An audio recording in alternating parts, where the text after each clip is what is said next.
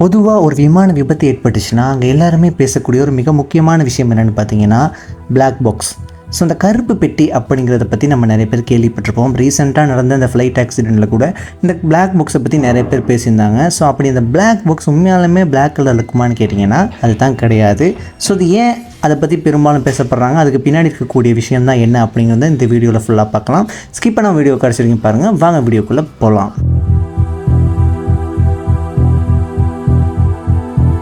பொதுவாக பைலட்ஸ் இருக்கக்கூடிய அந்த ஒரு இடத்துல அவங்க பேசுகிற எல்லாத்தையுமே நம்ம ரெக்கார்ட் பண்ணி வச்சுக்கணும். அப்படிங்கிறதுக்காக அவங்க பேசுகிற எல்லாத்தையுமே ரெக்கார்ட் பண்ணுறதுக்கு கண்ட்ரோல் யூனிட்டில், அதாவது ஃப்ளைட்டில் இருக்கக்கூடிய கண்ட்ரோல் ரூமில் ஒரு சிவிஆர் அப்படிங்கிறது, ஒரு வாய்ஸ் ரெக்கார்டர் அப்படிங்கிறது கண்டிப்பாக இருக்கும். அது மட்டும் இல்லாமல் விமானம் பறக்கக்கூடிய அந்த உயரம், அதனுடைய காற்று வேகம், வானிலை எப்படி இருக்குது, விமானத்தினுடைய வேகம் எப்படி இருக்குது, இந்த தரவுகளை எல்லாமே பதிவு செய்கிறதுக்கு பைலட் டேட்டா ரெக்கார்டர் எஃப்டிஆர் அப்படிங்கிற ஒன்றும் செயல்படுது. ஸோ இந்த அமைப்புகளை எல்லாத்தையுமே அந்த கருப்பு பெட்டிக்குள்ளே தான் ஒரு தகவலாக சேகரித்து வச்சுருக்கிறாங்க. ஓகே, ஒரு விமானம் விபத்துக்குள்ளே ஆயிடுச்சுன்னா அது எப்படி விபத்துக்குள்ளே ஆணிச்சு அப்படிங்கிறத கண்டுபிடிக்கிறதுக்கு இந்த பிளாக் பாக்ஸ் ரொம்பவே ஹெல்ப்ஃபுல்லாக இருக்குதுன்னு சொல்கிறாங்க.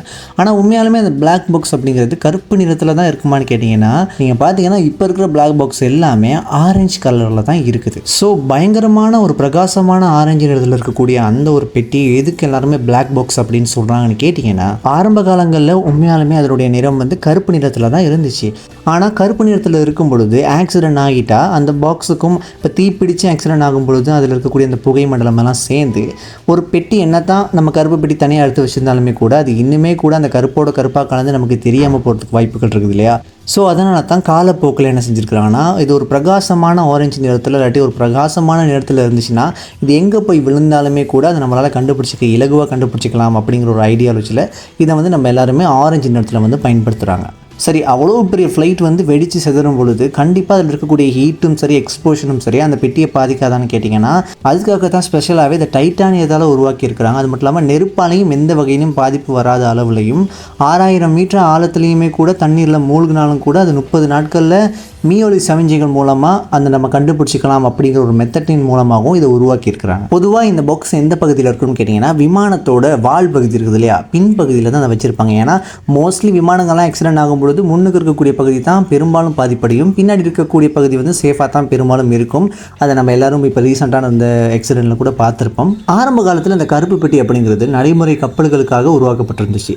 அப்போ விமானங்கள் பெரும்பாலும் கண்டுபிடிக்காத காலகட்டம். ஜான்சன் தாமஸ் அப்படிங்கிறவர் 1890களில் கப்பலில் விபத்துகள் நடந்துச்சுன்னா அதற்குரிய காரணங்களை கண்டறியறதுக்காக ஒரு கருவியை கண்டுபிடிச்சார். அதை அடிப்படையாக கொண்டு தான் இந்த பிளாக் பாக்ஸ் அப்படிங்கிறது விமானங்களில் பயன்படுத்தப்படுறதுக்காக உருவாக்கப்பட்டிருக்குது.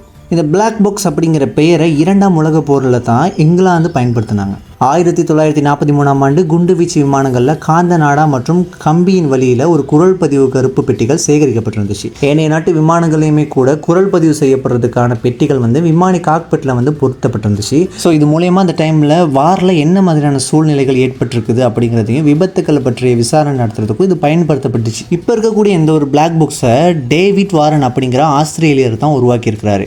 1958 பிரிட்டிஷ் விமான ஆராய்ச்சி கவுன்சில் என்ன செஞ்சிருக்கிறாங்கன்னா, விமானங்கள் ஒரு குரல் பதிவை நம்ம செய்யக்கூடிய ஒரு பெட்டியை பொருத்தும் போது அதுக்கு கருப்பு பெட்டி, அதாவது பிளாக் பாக்ஸ் அப்படிங்கிற வார்த்தையை பயன்படுத்தினாங்க. முக்கியமாக உலகப்போர் நடந்த காலகட்டத்தில் விமானங்கள் விபத்துக்கு உள்ளானதுக்கு அப்புறமாகவும் அழிந்த பிறகும் இந்த பெட்டியை தேடப்படுவதனால இதை ஒரு கருப்பு பெட்டி அப்படின்னு அழைச்சாங்க. பொதுவாக ஐரோப்பிய நாடுகளில் கருப்பு அப்படிங்கிற அந்த பெயர் துயரம் அப்படிங்கிறத மீன் பண்ணும். ஸோ ஒரு விமானம் விபத்துக்குள்ளாயிருச்சுன்னா அது ஒரு துயரமான விஷயம் இல்லையா? மேக்ஸிமம் ஆக்சிடென்ட் ஆனதுக்கு அப்புறம் தான் நம்ம இந்த கருப்பு பெட்டியவே தேடுறோம். ஸோ அந்த பேருக்கும் அவங்க வச்சு இந்த மீனிங்க்கும் ஏற்ற மாதிரி இது கருப்பு பெட்டி அப்படிங்கிற ஒரு பெயர் நிலைச்சி காலங்காலமாக பின்பற்றதுக்கு இது ஒரு காரணமாகவே அமைஞ்சிருச்சு. ஆரம்ப காலத்தில் நாங்கள் பேசக்கூடிய எல்லா விஷயங்களையும் நீங்கள் ரெக்கார்ட் பண்ணிங்கன்னா எங்களுடைய பர்சனல் இங்கே பாதிக்கப்படும் அப்படின்னு விமானிகள் என்னத்தான் அதை தடுத்திருந்தாலுமே கூட காலப்போக்கில் இதனுடைய தேவைப்பாடு நமக்கு ரொம்பவே தேவைப்பட்டதுனால இதை பொறுத்துறதுக்கான அவசியப்பட்டு உணர்ந்து எல்லாருமே ஏற்றுக்கிட்டாங்க. முக்கியமாக இப்போ விமானம் ஆக்சிடென்ட் ஆகிறதுக்கு முன்னாடி ஏற்படக்கூடிய அந்த ஒரு 2 மணித்தியாலம் அப்படின்னா ஒரு 30 நிமிடங்களில் இருக்கக்கூடிய எல்லா விஷயங்களையும் ரெக்கார்ட் பண்ணுற மாதிரியான ஒரு சிஸ்டத்தை உருவாக்கியிருந்தாங்க. இப்போ காலப்போக்கில் கிட்டத்தட்ட விமானம் விபத்துக்குள்ளாகிறதுக்கு முன்னாடி ஒரு 2 ஹவருக்கு முன்னாடி என்னென்ன விஷயங்கள் கதைச்சிக்கிட்டாங்க, பேசிக்கிட்டாங்க, இது எல்லாத்தையுமே கண்டறியும் வகையில் இது வந்து இப்போ மேம்பாடு அடைஞ்சிருக்குன்னு தான் சொல்லணும். கடைசியாக நடந்த இந்த கோரமான விமான விபத்தில் கூட இங்கே பைலட்ஸ் என்னத்தை கடைசியாக பேசிக்கிட்டாங்கன்னு கேட்டிங்கன்னா, உதவி செய்யுங்க அப்படிங்கிற வார்த்தையை பேசிக்கிட்டதாக சொல்லப்படுது. இப்போ இருக்கிற டெக்னாலஜியை வச்சு இந்த ஒரு பிளாக் பாக்ஸ் கிடச்சிச்சின்னா ஆரம்ப காலத்தில் பார்த்திங்கன்னா அது எங்கே உருவாக்கப்பட்டுச்சோ அவங்களால மட்டும்தான் அதை நம்ம ஓப்பன் பண்ணி பார்க்க முடியும், அதை வந்து புரிஞ்சிக்க முடியும், அது எப்படி ஒர்க் ஆகுங்கிறத தெரிஞ்சிக்க முடியும் அப்படிங்கிற ஒரு விஷயம் காணப்படுச்சு. ஆனால் இப்போ இருக்கக்கூடிய பல சாஃப்ட்வேர்ஸ் அவங்க உருவாக்கியிருக்காங்க. இது எப்படின்னா அந்த டைமில் விமானம் எப்படி பறந்துச்சு, அதனுடைய வேகம் எப்படி இருந்துச்சு, இது எல்லாத்தையுமே ஒரு 3D மாடலாக நமக்கு வந்து ஒரு விசுவலைஸ் பண்ணி கொடுக்குற அளவுக்கு டெக்னாலஜி வந்து இம்ப்ரூவ் ஆகிருக்குன்னு சொல்லப்படுது. சாதாரணமாக எந்த ஒரு பாதிப்புக்கும் உள்ளாகாத வகையில் தான் இந்த பிளாக் பாக்ஸை உருவாக்கியிருக்கிறாங்க. அதிகமான ஹீட்டாக இருக்கட்டும், ஒரு எக்ஸ்ப்ளோஷனாக இருக்கட்டும், தண்ணியில் விழுந்தாலுமே கூட கண்டுபிடிக்கிற அளவுக்கான ட்ராக்கர்ஸ், இது எல்லாத்தையுமே அதில் செட் பண்ணி வச்சுருக்கிறாங்க.